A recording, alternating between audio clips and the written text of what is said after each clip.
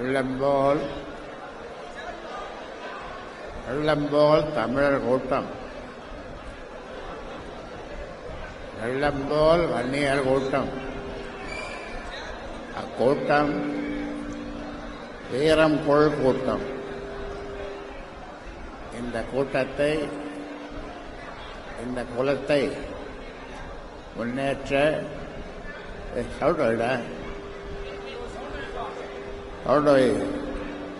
இந்த குலத்தை முன்னேற்ற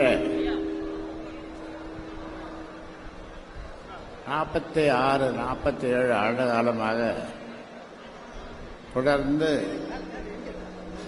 பாடுபட்டு வருகிறது. சொல்லுவார்கள், லஞ்சான் குஞ்சான் என்று வந்து சின்ன குழந்தைகள் முதல் கொண்டு வயதான என்னை விட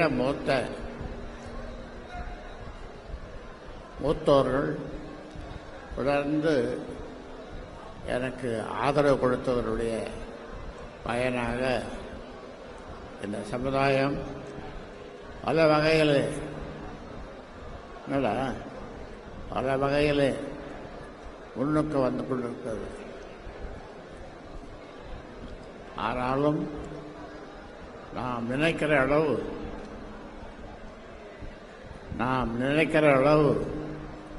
இன்னும் முன்னுக்கு வரவில்லை.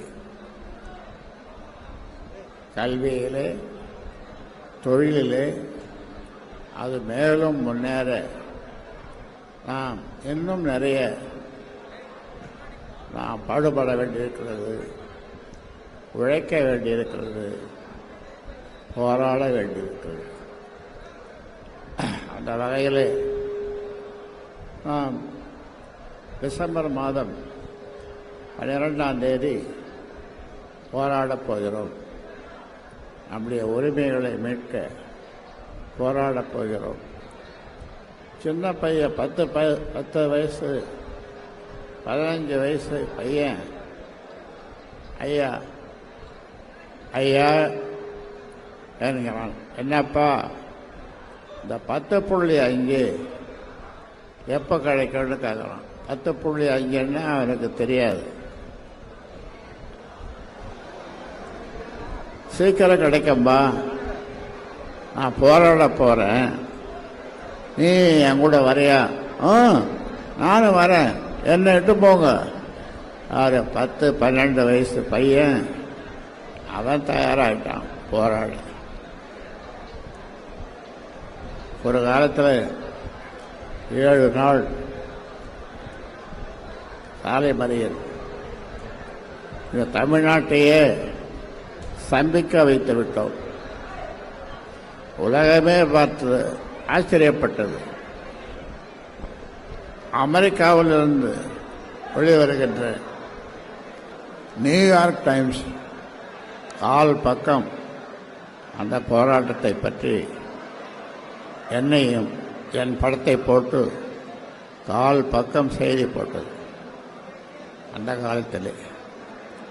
இப்பொழுது வெறியோடு எப்படியும் 10.5 20 வாங்கவில்லை என்றாலும் 10.5 வாங்கியே தீருவோம் என்று இன்றைக்கு சின்ன பசங்கள்ல இருந்து போராடி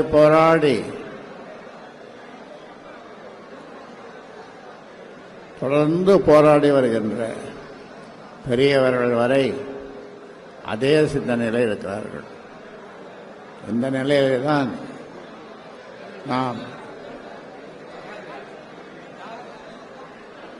நமக்கு ஏற்பட்ட ஒரு துரதிர்ஷ்டம்.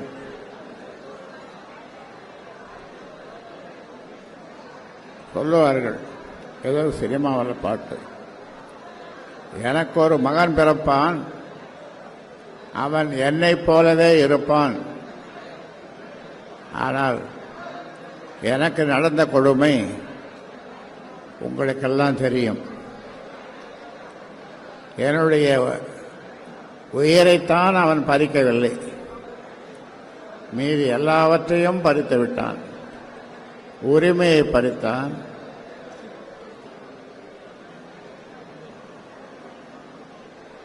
என் வியர்வை, நான் சிந்திய வியர்வை, அந்த வியர்வையை வீணாக விடக்கூடாது. அதனாலே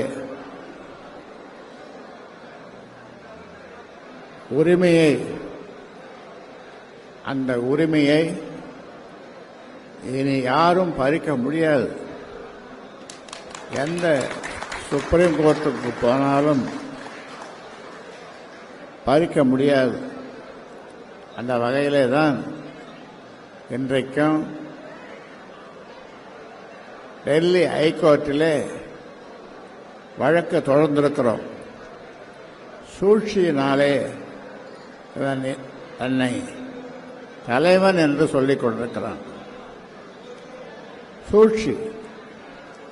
ஆக இன்றைக்கு ஒட்டுமொத்த தமிழ் மக்கள், ஒட்டுமொத்த வன்னிய மக்கள், ஒட்டுமொத்த பிற சமூகத்தினர், ஒட்டுமொத்த பிற கட்சியினர் எல்லாம் இவனுடைய சூழ்ச்சியை புரிந்து கொண்டார்கள். நீ எந்த கோர்ட்டு, சுப்ரீம் கோர்ட்டு போனாலும், எந்த கோர்ட்டு போனாலும் இந்த ராமதாஸ் ஜெயிப்பான், வெல்லுவான். இவனை தோற்கடிக்க, ராமதாஸை தோற்கடிக்க யாராலும் முடியாது.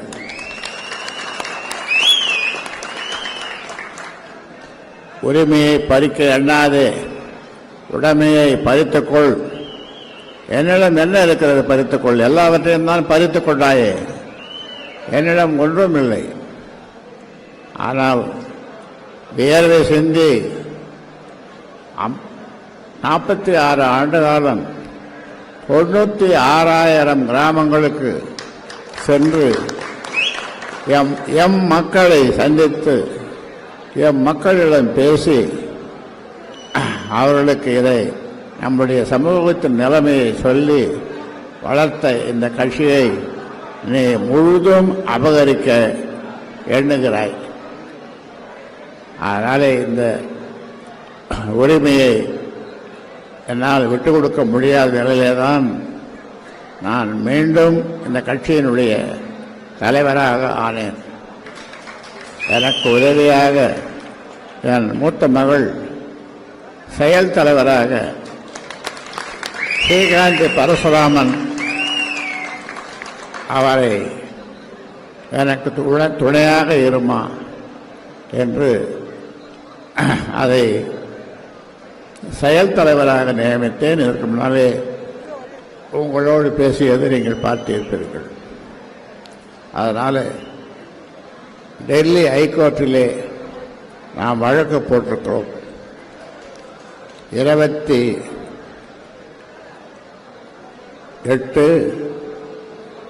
5வது மாதம் 22வது ஆண்டு திருவேற்காட்டிலே நடந்த பொதுக்குழுவிலே தேர்ந்தெடுக்கப்பட்ட நீ உன்னுடைய பதவிக்காலம் முடிந்துவிட்டது. இப்பொழுது ஏமாற்றி பொய் சொல்லி, ஆனால் தேர்தல் கமிஷனையே நீ விலைக்கு வாங்கிட்ட. இங்கே எல்லாரும் என் கூட இருந்தவனெல்லாம் விலைக்கு வாங்கினேன், வாங்கிட்டு இருக்கிறேன்.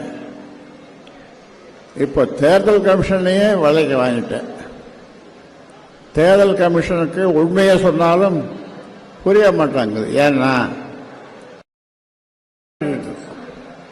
பணம் பத்தும் செய்யும் என்று சொல்லுவார்கள்.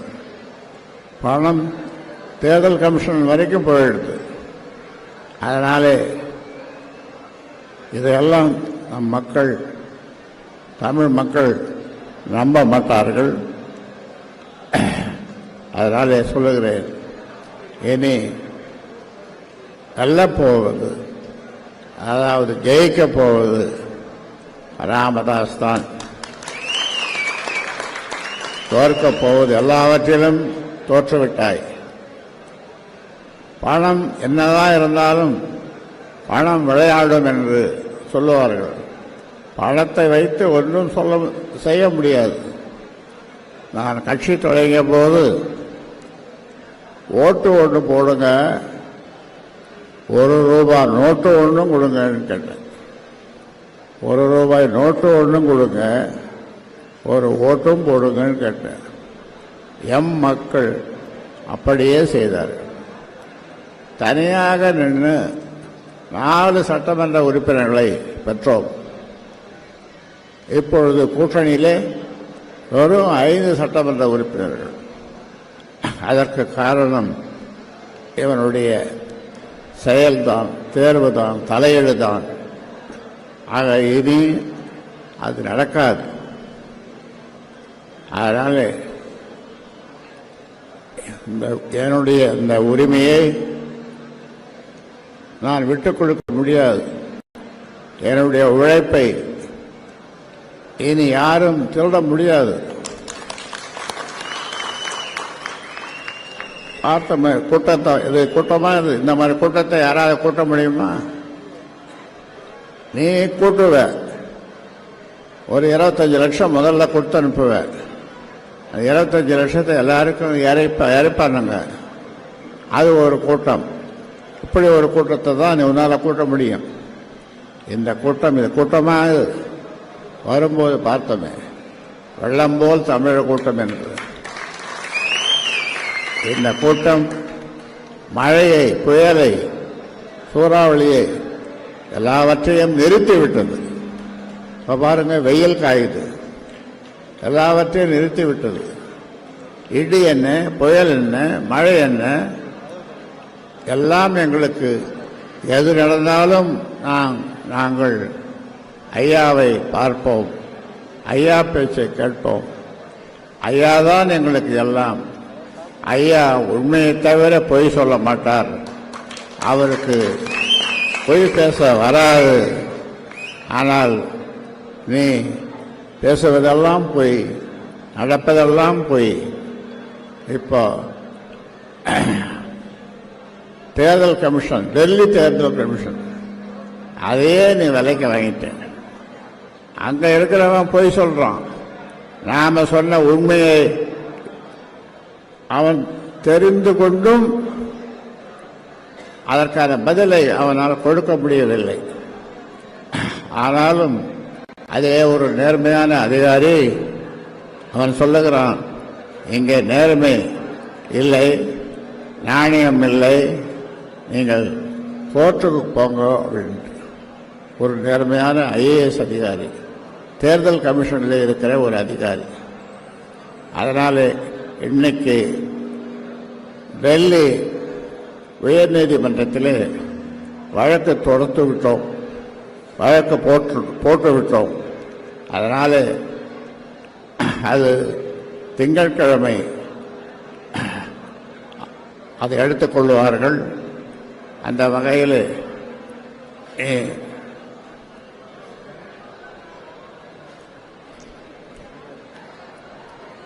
என்னை வெல்ல நினைக்கிறாய், என்னை வெல்ல உன்னால முடியுமா? நிச்சயமாக முடியாது. நான் செய்த தவறுகள் உன்னை படிக்க வைத்தது, டாக்டர் ஆக்கினது, டெல்லி மந்திரி ஆக்கினது, அப்புறம் கட்சிக்கு தலைவர் ஆக்கினது, இப்படி எத்தனையோ தவறுகளை நான் செய்திருக்கிறேன். ஆனால் இப்பொழுது நீ என்னோடு மோத நினைக்கிறாய், அது உன்னால் முடியாது. எம் மக்கள் என் பின்னால் இருக்கிறார்கள். ஒட்டுமொத்த தமிழ்நாட்டு மக்கள் என் பின்னால் நிற்கிறார்கள். ஏனென்றால் அவர்களுக்கு உண்மை தெரியுது, உண்மை என்னவென்றால் புரிகிறது. எனக்கு உடல்நிலை சரியில்லை என்று ஒரு ஆஞ்சியோகிராம், ஒரு டெஸ்ட் பண்ணுறதுக்காக அப்போலோ மருத்துவமனைக்கு போனேன். என்னை பார்ப்பதற்கு 81 பேர், நம்ம கட்சிக்காரங்க இல்லை, 81 பேர், எல்லா கட்சியைச் சேர்ந்தவர்கள், எல்லா சமூகத்தைச் சேர்ந்தவர்கள், எல்லா தரப்பினரும் தலைவர்களும் வந்து என்னை பார்த்தார்கள். இதிலிருந்து இவன் நீ கீழே டாக்டர்கிட்ட கேட்டுட்டு நீ கிளம்பிட்ட. ஆக உன்னை பற்றி அப்பொழுதுதான் இந்த உலகம் சரியாக உன்னை புரிந்து கொண்டது. அதனால இந்த மக்களை, தமிழ் மக்களை, வன்னிய மக்களை இனி யாரும் ஏமாற்ற முடியாது என்பதை இந்த நேரத்தில் சொல்லிக்கொள்ள விரும்புகின்றேன்.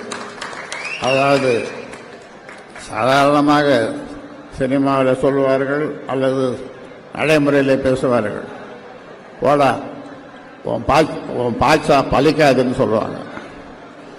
எப்படின்னா சொல்லுவாங்க, போடா உன் பாய்ச்சா பலிக்காதுன்னு பசங்க பேசிக்குவாங்க. அந்த மாதிரி உன் பாய்ச்சா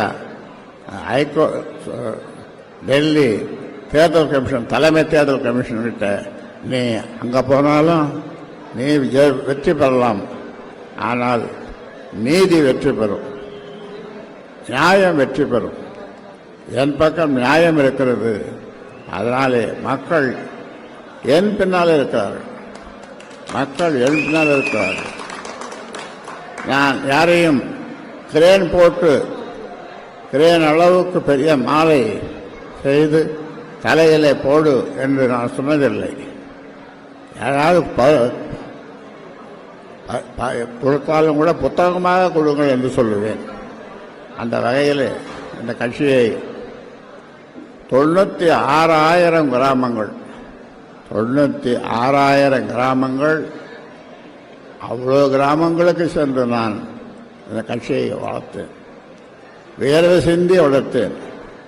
இன்றைக்கு ஒரு மிகப்பெரிய ஆலமரமாக இது வளர்ந்திருக்கிறது.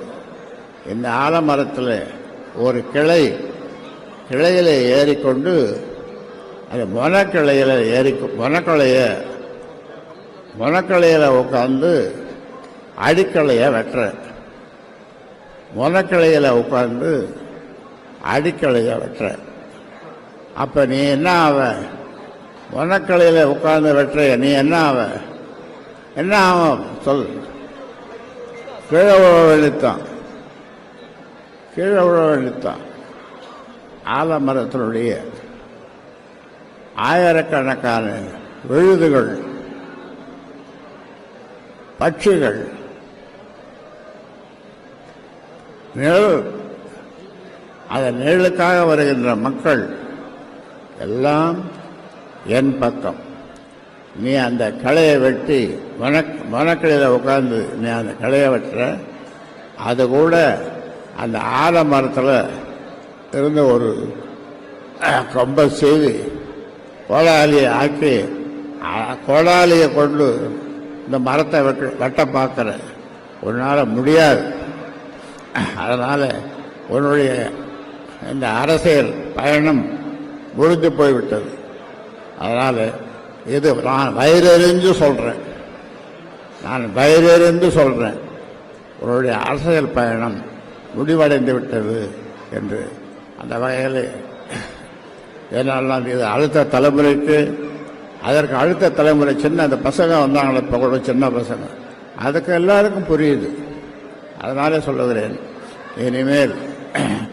இனிமேல் தான் பாட்டாளி மக்கள் கட்சிக்கு வளர்ச்சி, வெற்றி, வெற்றி, வெற்றி. வருகின்ற தேர்தலில் பாட்டாளி மக்கள் என்ன சொல்லுகிறார்களோ, என்ன அவர்கள் நினைக்கிறார்களோ அதை நான் செய்வேன், கட்டாயம் செய்வேன், வெற்றி பெறுவேன். அதனால் நிறைய சட்டமன்ற உறுப்பினர்களை நான் உருவாக்குவேன். அது அவர்கள் சட்டமன்றத்திற்கு செல்வார்கள், சில பேர் அமைச்சர்களாகவும் ஆவார்கள். இதையெல்லாம் என்னால் செய்ய முடியும்.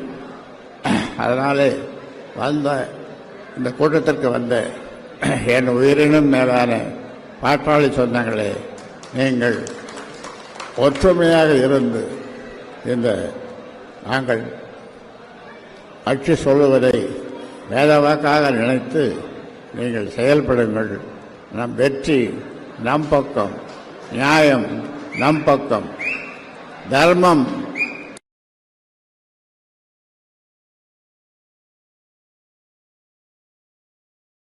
என்று சொல்வார்கள்.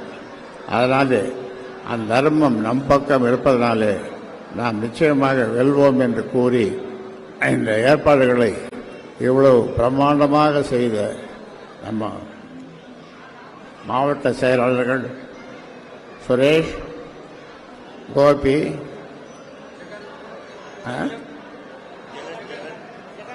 ஜெகன்,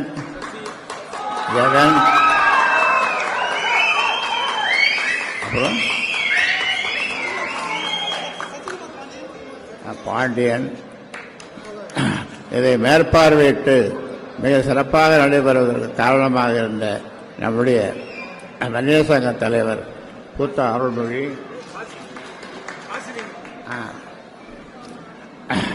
அனைவரையும் இந்த நேரத்தில் நான் பாராட்ட கடமைப்பட்டிருக்கிறேன். உயிர் தப்பி ஒருத்தர் வந்திருக்கார ஒரு எம்எல்ஏ, அவரை கொலை பண்ண நினைச்சா அருள் பேசினார எழுந்திருப்பேன். அருள் அவரை கொலை செய்ய நினைத்தார்கள்.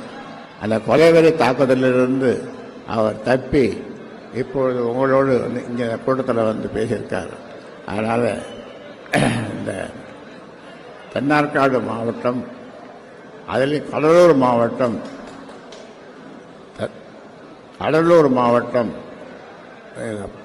நம்முடைய கோட்டை, நம்முடைய கோட்டை, பாட்டாளிகளுடைய கோட்டை, பழையாச்சேருடைய கோட்டை இந்த தென்னார்காடு மாவட்டம், இந்த கடலூர் மாவட்டம்.